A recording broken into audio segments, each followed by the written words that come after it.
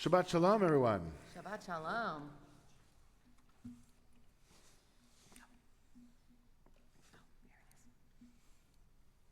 It's right after. Yeah, what are we starting with? That's close. We'll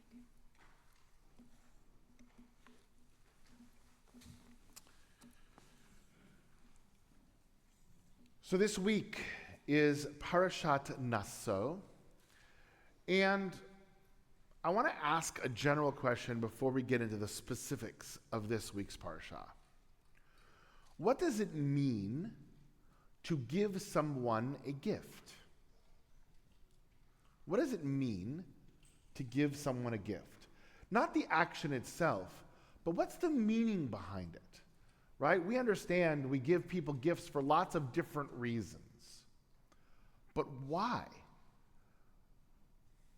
Well, I don't know if this is why, but there's no expectation of repayment. I don't know if that's why, but why is as something from your heart, I guess. Okay, so it's something from our heart. Okay, but let's be a little more specific than that. Because, by the way, I could have horrible, awful feelings for someone and give them that from my heart. That's not necessarily a gift, right? Britt. So there's a gratitude that comes along very often with a gift. Very often we give a gift because we are grateful for something. And we're acknowledging that gratitude in a tangible way. Okay, Marge? I think sometimes it's you're acknowledging a certain thing that's happening in the moment, a birthday, an invitation.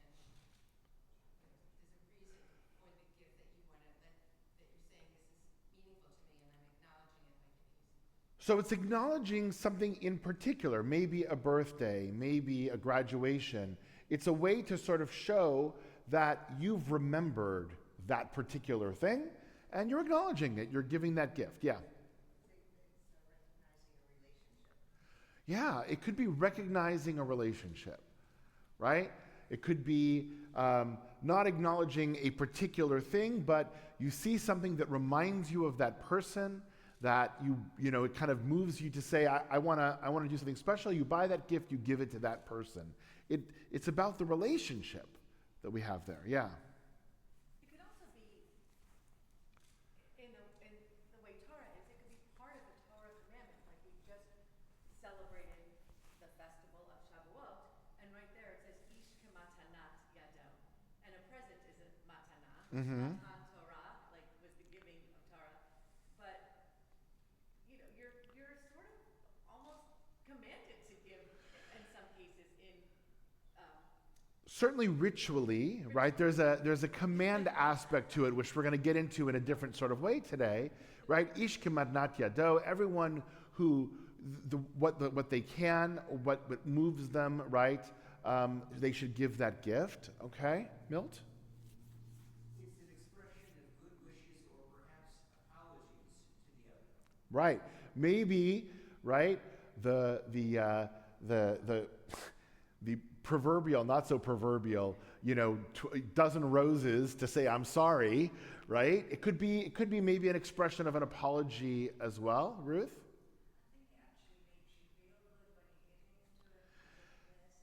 Yeah, there's something that makes us feel good. It elevates us when we're giving a gift. Let me ask a question a little bit differently. Is there a difference between a gift that is spontaneous, which is what we are talking about here, and, for example, a gift that you bring when you've been invited to somebody's house, right? Right? You've been invited to somebody's house, and even when they're told not to, they still bring gifts, right? But it's a more pro forma. It's a gift that is sort of more expected. What's the difference between those? I think there's a concept, this might be a tad afield of Ken Sipor, that like sometimes you just have this one moment in time to pivot what you're doing and give someone a gift. For example, the other day I was at Albertsons and there was this group of kids, they were so nice, and they needed like an extra dollar or something to get their candy. They were good kids, they were just hanging out. And we don't have enough, so they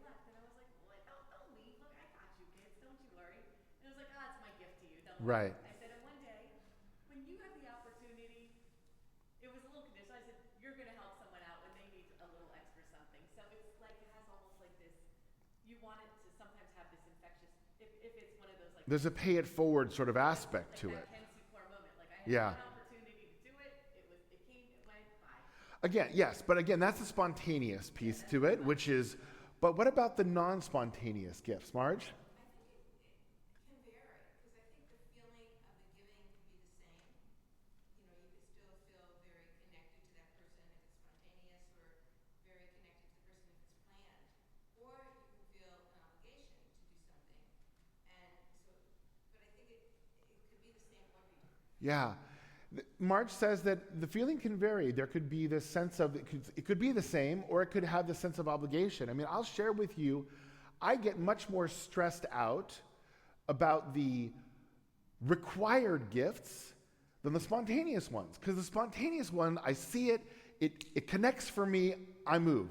But it's like, I'm going to this wedding, I need to give something, I don't really know the couple all that well, but I need to come. They invited me, I'm going. Like, I get much more stressed out about the pro forma gifts than I do about the spontaneous ones. Because when I see something and I'm like, Debbie is really gonna love that, right?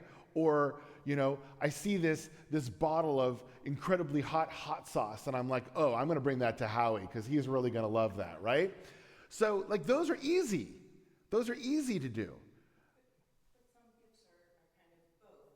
If it's an occasion, you're going to give the gift, but you also want to give the gift. Yes, there's no doubt, Michal. Some gifts are both, right? If I'm going to a wedding and I know the couple really well, as opposed to it's just that I'm invited because my mother's invited and da-da-da-da-da, right? That's different. That's different. I think about it. I know the couple well. Howie. But they're all proxies for creating a connection. Say more. And it's like a gradation of how you're trying to connect. You can't connect, be a part of everybody's life in a deep way. And so you give a gift in order to connect on some level. On the spontaneous level, I have a need to touch you, connect with you, so let me give a gift. In the same way that if you arrive at a wedding without a gift, you have this sense of I'm taking rather than participating. Right. And you're left out to some degree because everyone's doing that. That's part of what the community is doing to connect into that community. I like that. I want to come back. We'll come back to that idea of connectedness because I think it's really important. Milt, one more comment before we jump into the text itself. I somehow think we're talking allegorically here, but I think also the meaningful gift, even if there is an obligation associated with it, should be given with joy, should have some feeling of happiness and pleasure in giving the gift, even if the act of giving it is obligatory. It should be, right? Milt is arguing that even if the act is obligatory, giving a gift should have that feeling of joy attached to it, but it doesn't always. It doesn't always. It should. That's the ideal, but we don't always live in an ideal world. So we look at today's Torah reading in Parasha Nasso, which is chapter 7, and this section is a Torah reader's dream, right? It's a Torah reader's dream, but the commentators and the rabbis really struggled with it. Page 805, chapter 7 of Numbers. Why is it a Torah reader's dream? So chapter 7, if you'll look, is a series of paragraphs, starts actually verse 12, right? There's an introduction piece to it, but then it starts verse 12. And all of the different princes, all of the different leaders of the tribes came forward and gave a gift. That in and of itself is not odd. There are two things that are truly odd. One, the gift that they give is exactly the same. Exactly the same, right? One bowl weighing 130 shekels, one silver basin of 70 shekels, both filled with fine flour and oil, one gold pan of 10 shekels filled with incense, one bull, one ram, one lamb for the burnt offering, one goat for a sin offering, 2 oxen, 5 rams, 5 male goats, 5-year-old lambs for a peace offering. Exactly the same, every single one. That's why it's a Torah reader's dream. The only thing that changes are the names. So as long as you know the names, you can read through. The trope doesn't even change, right? Like it's just the same every single time. So that's on the one side. But what then becomes interesting is the rabbis ask, what about kematnat yado? What about the way, right? What if somebody wanted to give more? Or somebody felt like giving less? Why don't they have the opportunity to do that, number one? But then even more importantly to that, right? Even more importantly is the amount of space this takes up in the Torah is astounding. There are 84 verses, 83 verses, right? That this chapter takes up. And in a book that is known for its brevity, that is known for just really trying to be very clear, why would the Torah duplicate each one and not just say, all of the princes of Egypt gave this and be done with it? So, you guys are the rabbis and the commentators. Why do we think, first of all, what does this mean? And why does it do this? Yes, Michal. Well, that they're equally important, that there isn't one section, one tribe, whatever, that is less important than the other, and so they give each their space.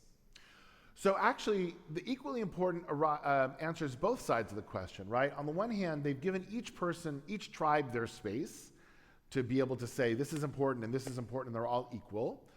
But you could also argue that the fact that the gifts were the same gave that parity among everybody to say everybody was equal. Nobody gives more, nobody gives less, nobody's more important, nobody's less important. It's actually one of the things that I loved when I interviewed to come here. That I loved. I've grown up in went to a lot of different synagogues. We all come from synagogues all over the place, right? You'll notice there are no names on the seats in this synagogue, right? High Holy Days, it doesn't matter if you're a big donor, if you're not a donor, you want a good seat, everyone has to do the same thing, show up early, right? You want a good seat, show up early. Then you get whatever seat you want, right? Everyone's the same. Everyone's equal. That sense of equality, that sense of parity. That's the different. Parking lot is different. I agree. And you want your own space? You and I can have a conversation. I will get you your own space for High Holidays, right? That's different. But when it comes to the ritual, when it comes to connecting with God, when it comes to being present in the tefillah, everyone's the same.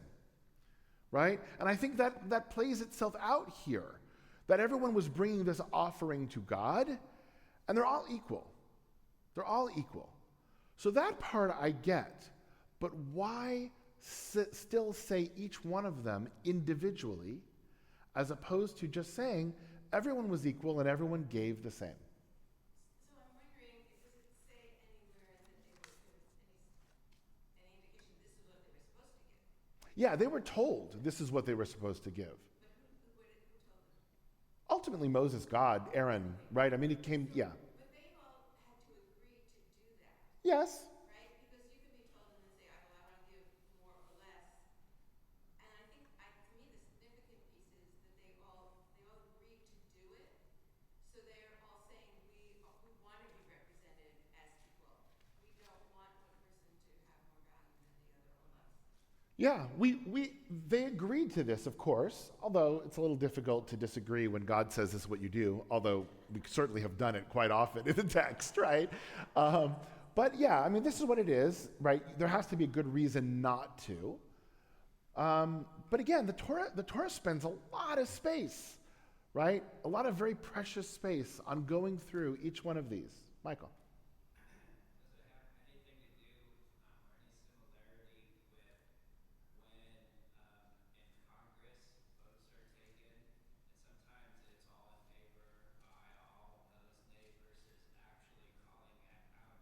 Huh.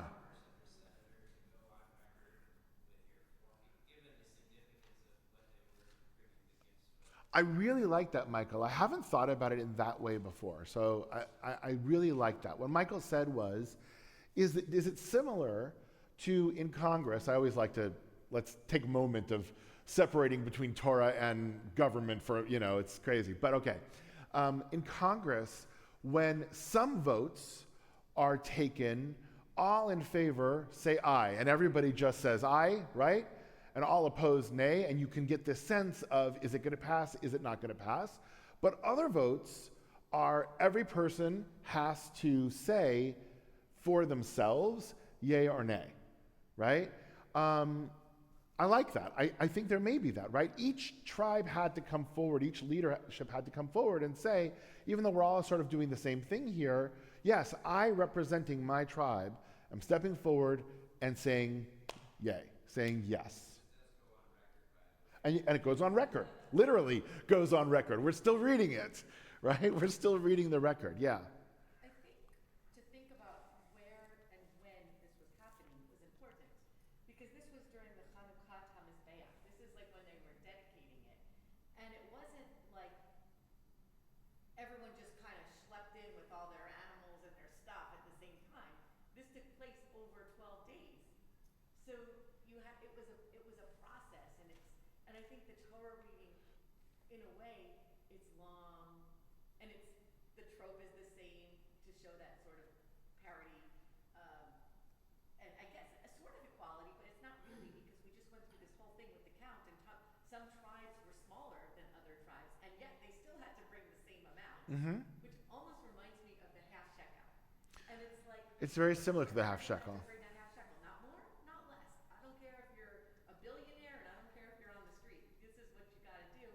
Then you can go beyond that. But this is like, it's like a startup, and everybody's got to invest. So there's two things. Yeah, there's two things that you said that I think are important. One is it's that starting point, and two is it's part of the ritual of establishing the Beit HaMikdash, or in this case the Mikdash, the Mishkan, right? Because it's the tabernacle in the desert, right? It's establishing the Mishkan, and there was a ritual, and it lasted days. Right? You'll see, it says on the first day, the first tribe came forward, and the second day, the second tribe. So every day was the same ritual with a different tribe coming forward to participate in that. So was it the same, or was it not the same? Michal? Well, in this case, you have an individual representing the tribe. We do. So in a sense, that's another leadership, or, mentioning the individual and organization, I think that a lot of what happened in the desert was trying to make things be able to succeed once they reach the promised land. And maybe this is an example of that. It established some leadership parameters, right, on how things run. No doubt. So that way, when they get into the land of Israel, they sort of had the idea that each tribe sort of had its own leadership. They came together when they needed to come together for something. So there were two ideas that I want to really draw out of this. The first is, by everybody doing the same thing, and this to some degree was mentioned in terms of weddings and stuff like that, and in terms of connectedness, there was a unity that was created. There was a unity that was created. It wasn't just saying that I have a gift that I want to give, or that my tribe has a gift that we want to give, right? Because very often, gifts come from just one person. It comes from me. It comes from maybe a couple, right? Or, if an office is going to go in on a gift for somebody, fine. But when you start to gather together, even in the office gifts, it creates a connectivity and a unity among the people who are giving it, right? It creates that unity among the people who are giving it, so that we're all part of the same thing. And if we say, well, everybody's going to do their own thing, then you create that disunity. You create that feeling, like I was saying, of seats, of like, well, am I less than? Am I more than? Right? Everybody is part of the same thing. And so when we look at some of the comments on this, in the Kedushat Halevi, Rabbi Levi Yitzchak of Berdichev, he writes, God desires the unity of Israel, and therefore the leaders wished not to elevate themselves above one another, but to bring a single offering to demonstrate their unity and desire and shared desire to serve God. Right? So it's the sense of being part of that collective. That was a desired outcome here. It wasn't that we wanted everybody to be this different. We wanted that unity. So that's one side of things, and I think that's part of what's here. But we could have just said everybody did the same thing. So the fact that the Torah focuses on each and every single one of them leads the commentators in another direction that I think is extremely powerful.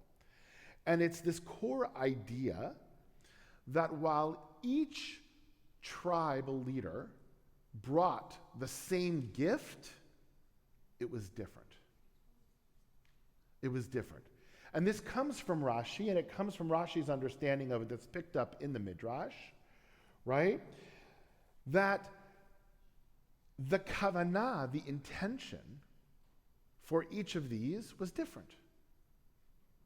The way that I come and I say the Shema, or I give a particular gift, is going to be different based on my relationship with God or my relationship with that person, right? Even though I give the same exact gift at a wedding as somebody else, the gifts are actually different.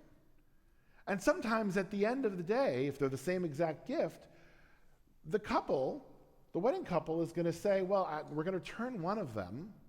Which one am I going to keep? It may actually be the one with whom that couple has the strongest relationship or the most unique relationship.